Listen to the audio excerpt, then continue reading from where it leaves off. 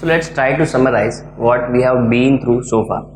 So हमने देखा Coulomb's law, right? Coulomb's law says that force is equal to K product of Q1 Q2 upon R square.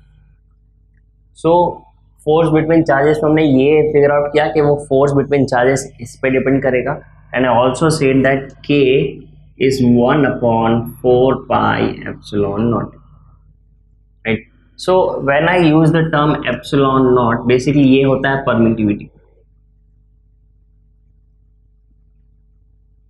right? But permittivity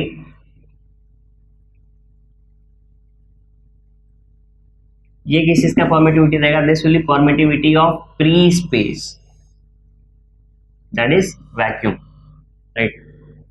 अब अगर मैं यहाँ पे ये सेम प्रोसेस वैक्यूम में कर रहा हूँ तो मेरा फॉर्मूला हो जाएगा ये, इसमें क्या चेंज करना पड़ेगा? इससे मुझे चेंज करना पड़ेगा, let's put the value of k which is 1 upon 4 pi epsilon not. Epsilon not क्या हो गया हमारा? This is permittivity of free space,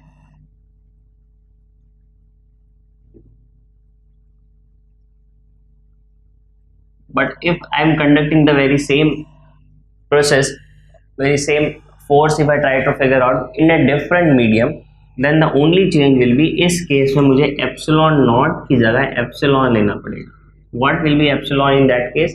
Epsilon will be permittivity of that particular medium, which is obviously won't be same as permittivity of vacuum, क्योंकि मैंने बोला medium अगर change होगा तो आपका फोर्स भी चेंज होगा, और वैक्यूम से अगर हम कंपेयर करें तो फोर्स कम ही होगा।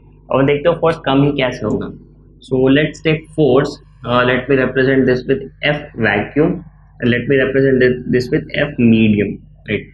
इस केस में सिर्फ एक ही चीज चेंज होगा, 1 upon 4 pi epsilon Q1 Q2 upon R square. इस केस में एप्सिलॉन क्या हो गया? Epsilon again is permittivity, but in case this will be permittivity of that particular medium. We also represent this term with absolute permittivity. हर एक medium का आपका absolute permittivity अलग रहेगा, ठीक है? तो इस केस पे वो पर्टिकुलर मीडियम का एब्सोल्यूट परमिटिविटी हो गया। अब अगर मैं इन दोनों को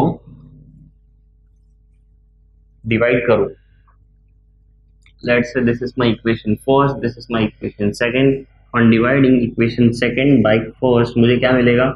अब सेकंड में ऊपर ले रहा हूँ तो मुझे मिलना चाहिए, अब देखो हमें रेशियो चाहिए कहीं ना कहीं, ठीक है?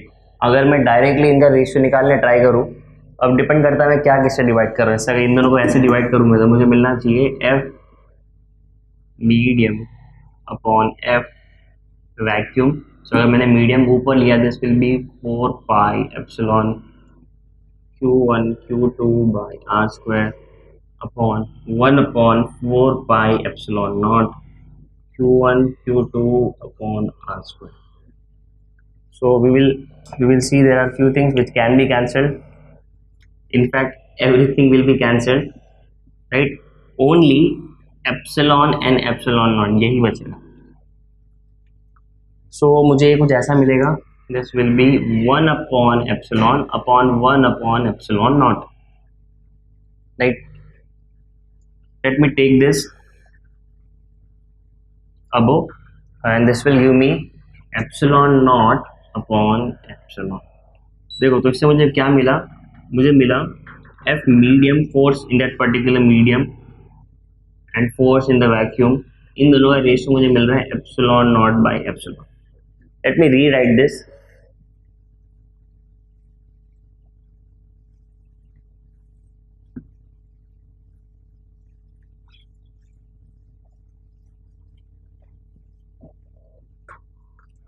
So मुझे मिला force in a particular medium upon force in vacuum is equal to epsilon naught by epsilon, right? अब मुझे क्या चाहिए? मुझे चाहिए कि force जो vacuum में होगा उसको अगर मैं किसी मीडियम के फोर्स से कंपेयर करूं तो मुझे क्या मिलेगा?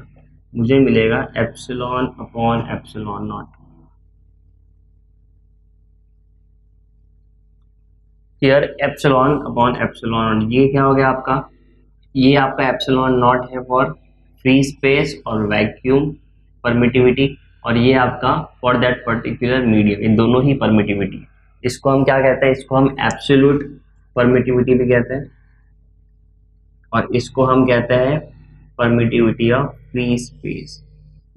दोनों एक ही चीज को बताने ट्राई कर रहे हैं कि आपका फोर्स कैसे वेरी करेगा मीडियम चेंज होने पे। तो अगर वैक्यूम में रहेगा तो will use the term permittivity of free space, जिसको एप्सिलॉन नॉट से रिप्रेजेंट करते हैं। अगर किसी और मीडियम में रहा, we will say it is absolute permittivity of that medium. इसका मतलब क्या, उस पर्टिकुलर मीडियम में आपको फोर्स क्या देखने मिलेगा, वो इस पे डिपेंड करेगा, right. Now ratio of both this is ER. Now what is this ER? This ER is relative permittivity. This is often also written as K, which is called as dielectric constant. So K पे भी आएंगे, हमको आगे K को ऐसे बहुत बार use करना है जब हम कैपेसिटर वगैरह पढ़ेंगे। अभी के लिए मैं क्या लिखता हूँ, इसको ऐसा लिखता हूँ E. Okay, let me use different color for all three. So मुझे यहाँ से क्या मिलेगा, किसी भी मटेरियल का जो एब्सोल्यूट परमिटिविटी होगा वो डिपेंड करेगा फ्री स्पेस के परमिटिविटी और रिलेटिव परमिटिविटी के ऊपर। सो यहाँ पे तीन टर्म्स हैं। ये जो टर्म यहाँ पे दिख रहा है हमें, this is permittivity of free space, यानी क्या हो गया, परमिटिविटी ऑफ फ्री स्पेस का मतलब permittivity of free space means जब हमने रखा इसको वैक्यूम में, राइट। दिस वन, ये हो गया हमारा एब्सोल्यूट परमिटिविटी। सो इसको एब्सोल्यूट परमिटिविटी लिखते हैं किसी भी पर्टिकुलर मीडियम के लिए।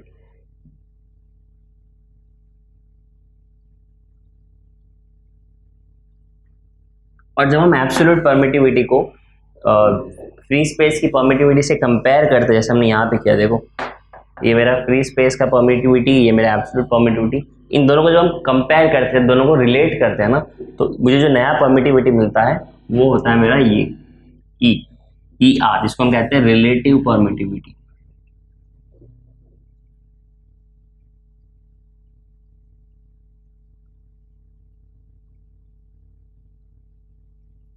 तो बेसिकली ये तीनों परमिटिविटी हमको ध्यान में रखनी है। पहले फ्री स्पेस में रहा तो परमिटिविटी ऑफ फ्री स्पेस, जिसको हम रिप्रेजेंट करते हैं E0 से। उसके अलावा किसी भी मीडियम में रहा तो absolute permittivity of that particular medium. जैसे अगर आपको याद रहेगा तो मैंने रिफ्रैक्टिव इंडेक्स भी पढ़ा था, रिमेंबर, रिफ्रैक्टिव इंडेक्स आपका एब्सोल्यूट रिफ्रैक्टिव इंडेक्स, जब हम इसको सिर्फ किसी मीडियम के लिए लेते थे, जैसे लेट से वाटर, किसी मीडियम के लिए, या लेट से डायमंड, राइट। बट जब हम देखो, इसका मतलब क्या है, वैक्यूम और वाटर में कंपेयर कर रहे हैं लाइट का स्पीड, इसका मतलब यहाँ पे हम डायमंड और वैक्यूम में कंपेयर कर रहे हैं लाइट का स्पीड, बराबर। तो जब हम दो मीडियम को कंपेयर करते थे तो वो उसको हम रिलेटिव बोलते थे, रिलेटिव रिफ्रैक्टिव इंडेक्स। सेम वैसे ही जब हम एब्सोल्यूट और आपका फ्री स्पेस को यहाँ पे कंपेयर करेंगे और उन दोनों का रेशियो मुझे जो मिलेगा वो आपका होगा ER। सो आपका यहाँ पे ये जो है ER, ये रिप्रेजेंट करता है हमारे रिलेटिव परमिटिविटी को। और बेसिकली आपका जो एब्सोल्यूट परमिटिविटी होता है किसी मीडियम का, उसको हम ऐसे लिख सकते हैं E0 इंटू ER। तो हमने ये जो फॉर्मूला लिखा था F का, वो भी उसके अकॉर्डिंगली चेंज होगा। अब ये ER के लिए एक और नाम है जिसको हम K से भी रिप्रेजेंट करते हैं, इसको हम कहते हैं डाई इलेक्ट्रिक कांस्टेंट,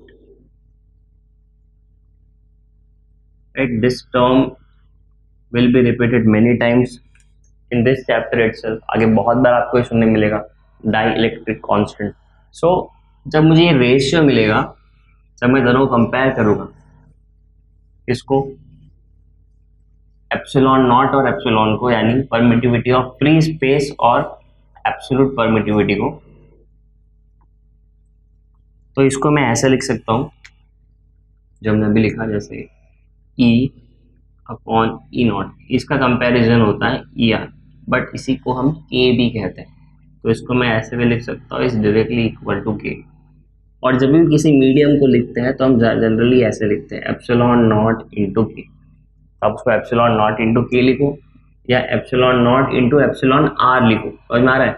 मतलब ये आपका हो गया permittivity of free space dielectric constant, या फिर आप लिखो परमिटिविटी ऑफ फ्री स्पेस और relative permittivity both are one and the same.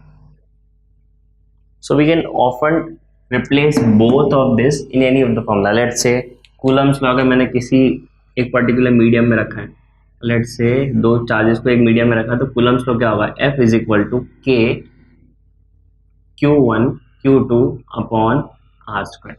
ये K का वैल्यू क्या होगा, डिपेंड करेगा कौन से मीडियम में रखा है. लेट्स से मेरा मीडियम है वाटर, ठीक है, तो ये K कितना होगा 1/4 एप्सिलॉन नॉट की जगह एप्सिलॉन आएगा, बिकॉज अभी हमने किसी मीडियम में रखा. अगर वैक्यूम होता तो हम एप्सिलॉन नॉट लिखते, राइट. तो मेरा ये हो जाएगा F is equal to 1/4 epsilon Q1 Q2 upon R square. यहाँ पे एप्सिलॉन क्या है, this is absolute permittivity in, इसके लिए कौन से मीडियम के लिए हमने सिलेक्ट किया, वाटर, राइट. वो वाटर का एब्सोल्यूट परमिटिविटी हो गया. अब अगर मैं चाहूँ तो इसको ऐसे भी लिख सकता हूँ, let me rewrite this as F is equal to 1/4 epsilon not into K Q1 Q2 upon R square. तो मैंने क्या किया, मैंने एब्सोल्यूट परमिटिविटी को फ्री स्पेस परमिटिविटी और डाइलेक्ट्रिक कांस्टेंट इन दोनों के प्रोडक्ट के फॉर्म में लिखा, ये फॉर्मूला यूज किया हमने. और K will vary medium to medium, जैसे कभी K1 हो सकता है, K8 हो सकता है, K5 हो सकता है, 10 हो सकता है, कुछ भी हो सकता है. जनरली एयर के लिए K हम 1 ही लेते हैं. अगर एयर के लिए हम K1 लेते हैं तो इस फॉर्मूला में K1 हो जाएगा. अगर K1 हो गया तो हमारे पास बचेगा सिर्फ epsilon not permittivity of free space. इसका मतलब ये हुआ कि एयर में और वैक्यूम में जब हम फोर्स कैलकुलेट करेंगे तो चार्ज के बीच में तो कुछ खास फर्क नहीं पड़ेगा, दोनों का वैल्यू हमको ऑलमोस्ट सेम आएगा. Does this sound similar to light. देखो लाइट की स्पीड भी अगर आप वैक्यूम और एयर में कंपेयर करो तो वैक्यूम में उसका स्पीड लो और एयर में उसका स्पीड लो, ऑब्वियसली दोनों एग्जैक्टली सेम नहीं होगा but will be almost same. इसलिए हम दोनों के लिए स्पीड ऑफ लाइट c लेते हैं ना, 3 × 10⁸ मीटर पर सेकेंड, राइट. सेम वैसे ही एयर के लिए हम K का वैल्यू 1 लेंगे, K का वैल्यू 1 लेंगे मतलब ये मेरा वैल्यू कितना हो गया, ये फोर्स उतना ही होगा जितना मुझे वैक्यूम में फील होगा. So this is force between charges.